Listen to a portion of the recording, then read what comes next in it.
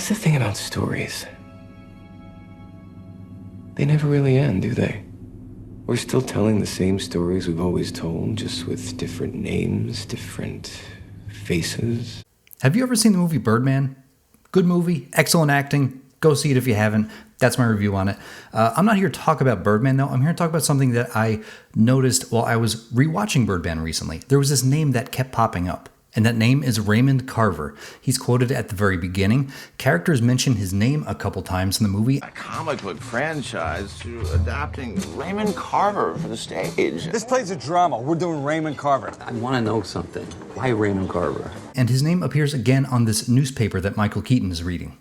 I've never heard of the guy before, so I looked him up. Turns out he's a notable author of short stories, and he seemed interesting. One day, I was book shopping, and a Raymond Carver short story compilation called What We Talk About When We Talk About Love caught my eye because that's the name of the stage play that they were adapting in the Birdman movie. I read the book and like some stories better than others.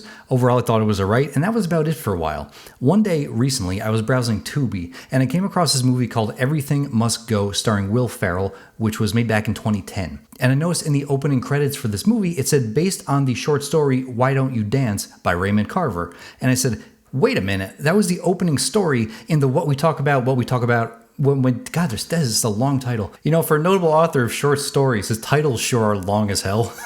I was surprised to find that this was a full-length movie adaptation because the original story, Why Don't You Dance, was only like 5 pages long. I was even more surprised when I found out that there were 2 other movie adaptations of this story. These others were short films, but still, this made it even more interesting to me. Why Don't You Dance didn't leave that great of an impression on me the first time I read it, but clearly there was something in those 5 pages that was worthy of 3 movie adaptations. So I felt compelled to go back and reread it and watch all of the movie adaptations, and here we are.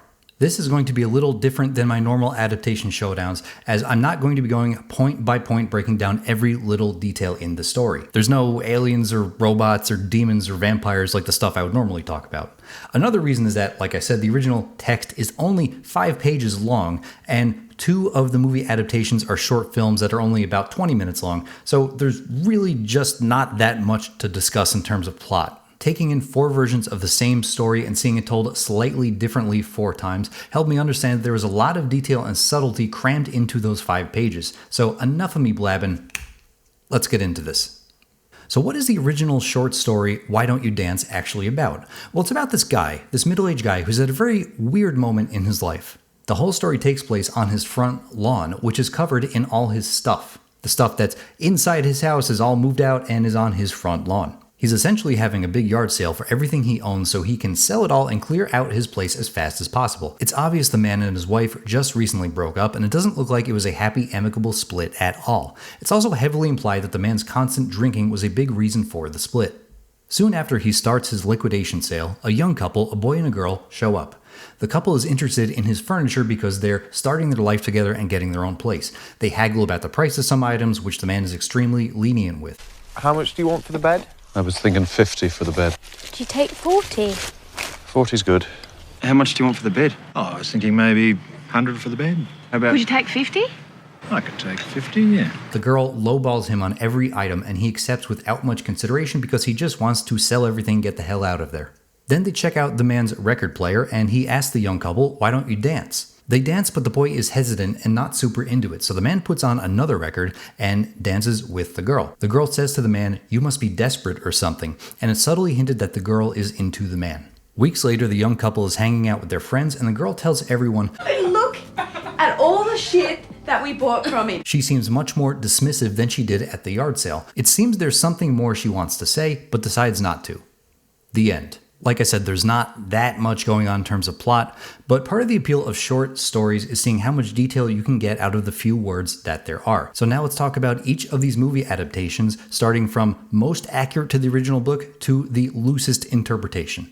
Everything Goes from 2004 is an Australian short film directed by Andrew Kotatko. The fact that Hugo Weaving is in the short film is interesting not only because he's an awesome actor, but let's take a look at what he was in right before this. Lord of the Rings 1 and 2, then The Matrix 2 and 3, then Lord of the Rings 3, and now he's in this small 20-minute Australian indie drama based on a 30-year-old slightly obscure short story. It's cool to see sometimes when an actor is done with their big-budget Hollywood franchise movies, then immediately after they go do some small-scale indie drama movie. The paycheck probably isn't as big, obviously, but they're actors, it's another role, and they probably want to step away from these giant productions for a while.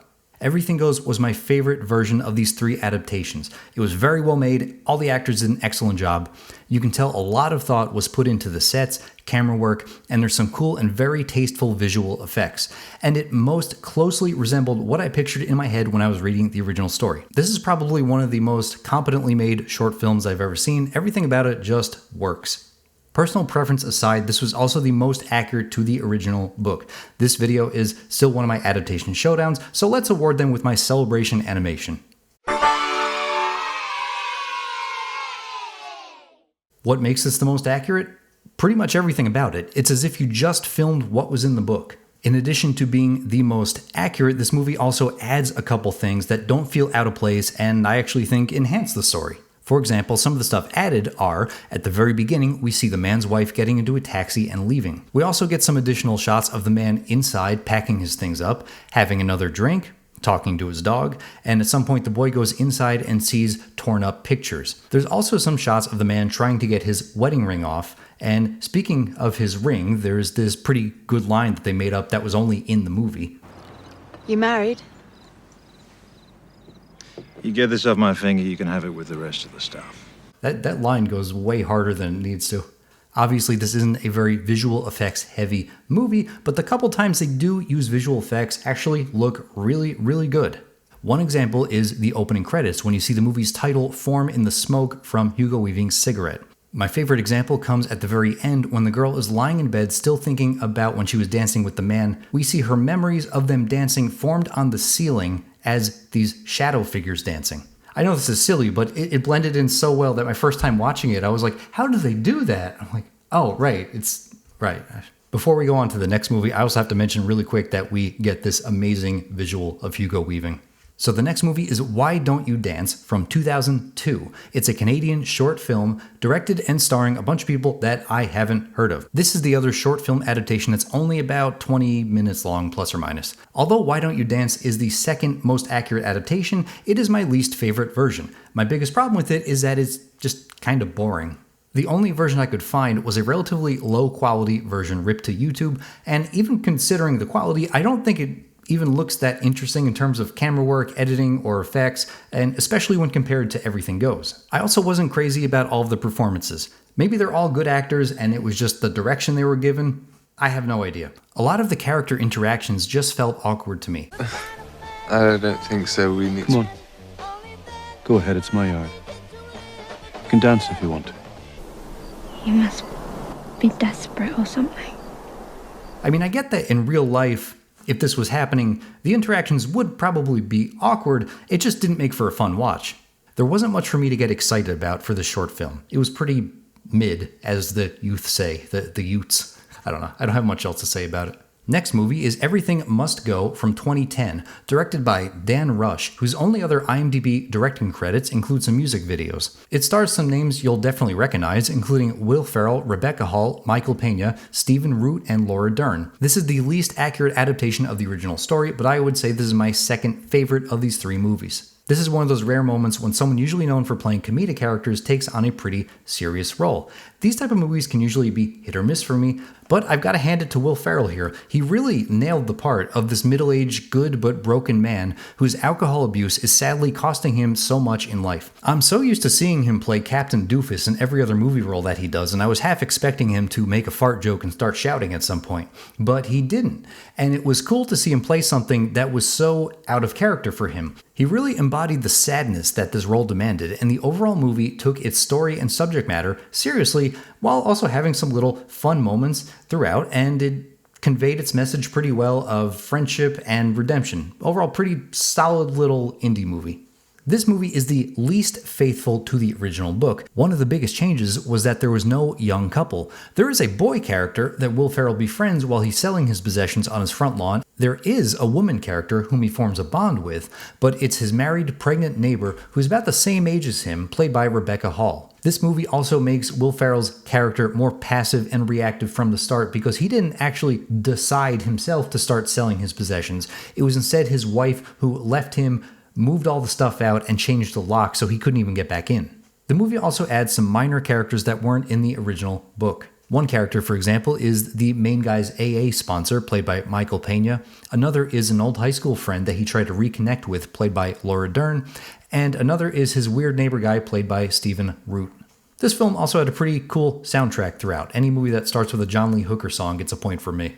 For the next section, I want to talk about some of the subtle stuff that I missed when I read the original Why Don't You Dance story, but that I started to notice after watching different adaptation iterations of the book. So to start off, one thing in particular was the young couple's dynamic and how their characters differed. The 2002 and 2004 adaptations both took the same kind of character interpretations for the boy and girl character. Both show the girl as the more feisty, spontaneous, outgoing, and adventurous one. Meanwhile, the boy is timid, mild-mannered, reserved, and cautious. Besides their dialogue and the way they speak, you can also tell this from their costume design. In both versions, the boy wears blue, which is a much cooler and less in-your-face kind of color, and in both versions, the girl wears red because that's the color of excitement and temptation. Their character dynamic is also on display through the blocking and how they move throughout the set. Notice how the girl has more energy and runs into the man's yard while the boy slowly walks behind her. When they try out the man's bed, the girl has a twinkle in her eye as she jumps onto the bed and strikes an inviting pose. And notice how she's above him in bed, taking a more excited, dominant kind of stance. She asks him for a kiss,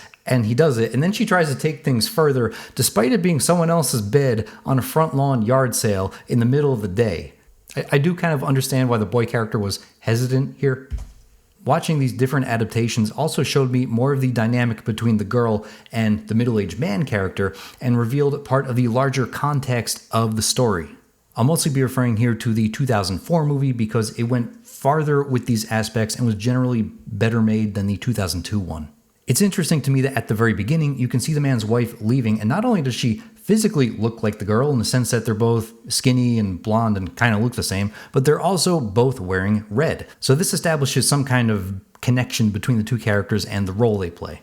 When Agent Smith hands them drinks, the boy is sent inside to get some water to water down the girl's drink. Inside, he sees the room full of torn up pictures, and he looks at the man's ex-wife, then looks out and sees his girlfriend and the man having a great time. You can tell from their body language that the two are having great chemistry and are obviously attracted to one another. I think deep inside the boy feels jealous, insecure, and worried that maybe she's too adventurous and wild, and in the long run, he'll ultimately end up like the broken middle-aged man who's selling all the stuff on his front lawn.